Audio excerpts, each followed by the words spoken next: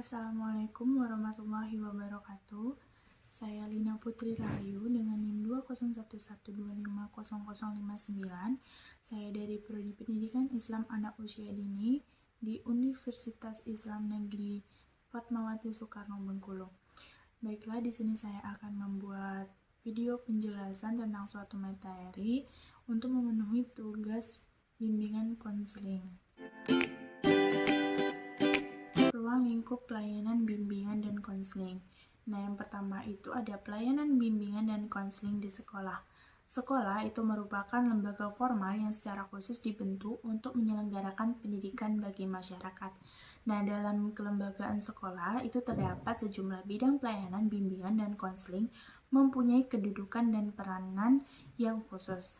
Nah, adapun peranannya yang pertama yaitu keterkaitan antara bidang pelayanan bimbingan dan konseling dan bidang-bidang lainnya. Dalam proses pendidikan, khususnya di sekolah, itu Montensen dan Schmuller pada tahun 1976 mengemukakan adanya bidang-bidang tugas atau pelayanan yang saling terkait. Yang pertama itu ada bidang kurikulum dan pelaksanaan pengajaran, yaitu penyampaian dan pengembangan pengetahuan, keterampilan, sikap, dan kemampuan berkomunikasi peserta didik. Yang kedua itu ada bidang administrasi atau kepemimpinan. Nah, yaitu bidang yang meliputi berbagai fungsi berkenaan dengan tanggung jawab dan pengembalian kebijaksanaan serta bentuk-bentuk kegiatan pengelolaan dan administrasi sekolah seperti perencanaan, pembiayaan, pengadaan, dan pengembangan staf prasarana dan sarana fisik dan pengawasan. Ketiga itu ada bidang kesiswaan, yaitu bidang yang meliputi berbagai fungsi dan kegiatan yang mengacu kepada pelayanan kesiswaan secara individual agar masing-masing peserta didik itu dapat berkembang sesuai dengan bakat, potensi, dan minat-minatnya. Nah, bidang ini nih dikenal sebagai bidang pelayanan bimbingan dan konseling. Tenaga inti dalam bidang pelayanan bimbingan dan konseling ialah konselor. Konselor inilah yang mengendalikan dan sekaligus melaksanakan berbagai layanan dan kegiatan bimbingan dan konseling yang menjadi tanggung jawabnya. Nah, ada beberapa tanggung jawab yang harus dilakukan oleh seorang konselor, yaitu bahwa konselor itu harus memiliki kewajiban dan kesetiaan utama dalam terutama kepada siswa yang harus diperlakukan sebagai individu yang unik. Yang kedua itu memperhatikan sepenuhnya segenap kebutuhan siswa.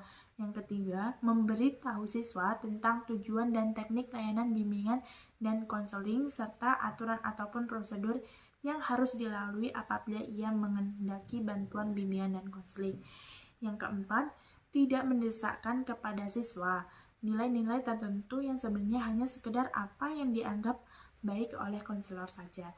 Nah, yang kelima itu ada menjaga kerahasiaan data tentang siswa. Yang keenam, memberitahu pihak yang berwenang apabila ada petunjuk kuat sesuatu yang berbahaya akan terjadi. Yang ketujuh itu penyelenggarakan pengungkapan data secara tepat dan memberitahu siswa tentang hasil kegiatan itu dengan secara sederhana dan mudah dimengerti. Nah, yang kedelapan itu menyelenggarakan layanan bimbingan dan konseling secara tepat dan profesional. Yang kesembilan itu melakukan referral kasus secara tepat. Nah, yang kedua itu tanggung jawab kepada orang tua. Nah, itu konselor itu harus menghormati hak dan tanggung jawab orang tua terhadap anaknya dan berusaha sekuat tenaga membangun hubungan yang erat dengan orang tua demi perkembangan siswa. Yang kedua itu memberitahu orang tua tentang peranan konselor dengan asas kerahasiaan yang dijaga secara teguh. Yang ketiga, menyediakan untuk orang tua berbagai informasi yang berguna dan menyampaikannya dengan cara yang sebaik-baiknya untuk kepentingan perkembangan siswa. Nah, yang keempat itu memperlakukan informasi yang diterima dari orang tua dengan menerapkan asas kerahasiaan dan dengan cara yang sebaik-baiknya.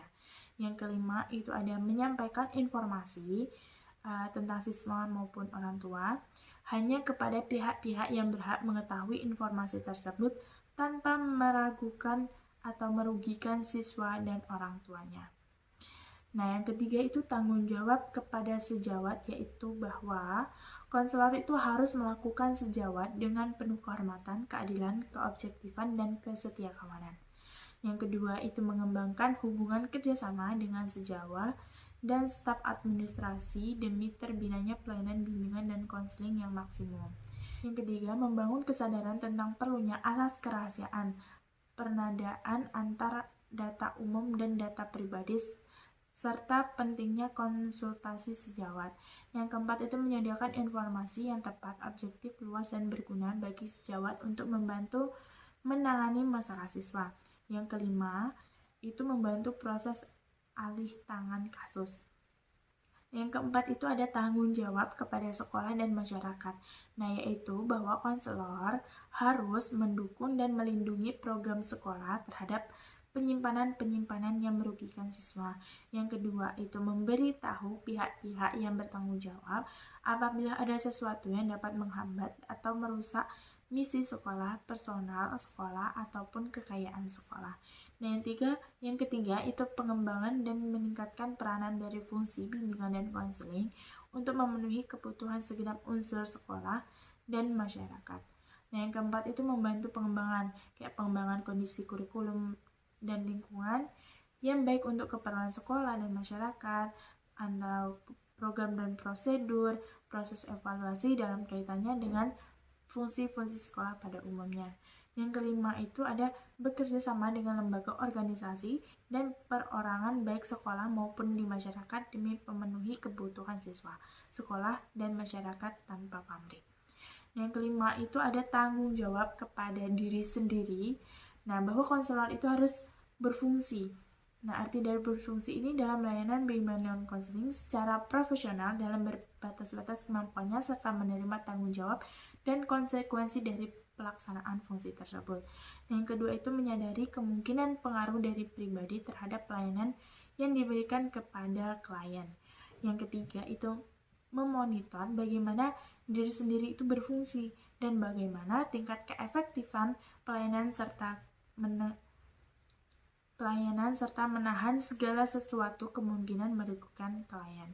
Yang keempat itu ada selalu mewujudkan prakarsa demi peningkatan dan pengembangan pelayanan profesional melalui dipertahankannya kemampuan profesional konselor dan melalui penemuan-penemuan baru.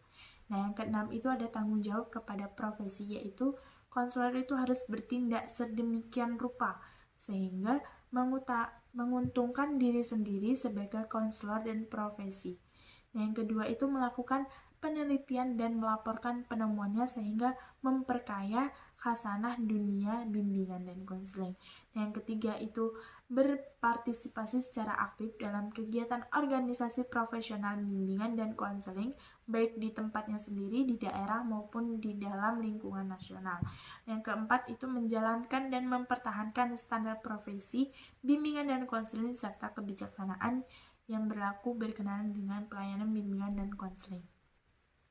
Yang kelima itu membedakan dengan jelas mana pernyataan yang bersifat pribadi dan mana pernyataan yang menyangkut profesi bimbingan serta memperhatikan dengan sungguh-sungguh implikasinya terhadap pelayanan bimbingan dan konseling. Nah, yang kedua itu ada pelayanan bimbingan dan konseling di luar sekolah. Nah, bimbingan dan konseling di keluarga. Keluarga itu merupakan suatu satuan persekutuan hidup yang paling mendasar dan merupakan pangkat kehidupan bermasyarakat. Di dalam keluargalah setiap warga masyarakat memulai kehidupannya, dan dari keluargalah setiap individu dipersiapkan untuk menjadi warga masyarakat. Yang kedua itu ada bimbingan dan konseling dalam lingkungan yang lebih luas. Permasalahan yang dialami oleh warga masyarakat tidak hanya terjadi di lingkungan sekolah dan keluarga saja, melainkan juga di luar keduanya. Konselor profesional yang multidimensional benar-benar menjadi ahli yang memberikan jasa berupa bantuan kepada orang-orang yang sedang memfungsikan dirinya pada tahap perkembangan tertentu, membantu mereka mengambil manfaat yang sebesar-besarnya dari kondisi dan apa yang sudah mereka miliki, membantu mereka mengenai hal-hal tertentu agar lebih efektif merencanakan tindak lanjut atas langkah-langkah yang telah diambil, serta membantu lembaga ataupun organisasi melakukan perubahan agar lebih efektif. Nah, yang terakhir, materi terakhir yaitu teknik-teknik bimbingan dan konseling bagi anak usia dini. Nah, pelaksanaan layanan dan konseling di pendidikan anak usia dini itu tidaklah sama seperti kita melaksanakan bimbingan dan konseling di sekolah-sekolah seperti di SMA dan di SMP. Karena anak usia dini itu masihlah sangat butuh perhatian lebih dari anak-anak dewasa. Teknik pendekatan pada anak TK atau pendidikan anak usia dini ada beberapa teknik, yaitu yang pertama aktif, efektif, kreatif, dan menyenangkan. Karena sejatinya kita tahu bahwa anak usia dini itu lebih senang dengan hal yang menarik. Jadi kita bisa menggunakan teknik-teknik yang sejatinya membuat anak usia dini itu lebih nyaman. Itulah tadi materi penjelasan dari saya. Saya Ayu. Wassalamualaikum warahmatullahi wabarakatuh.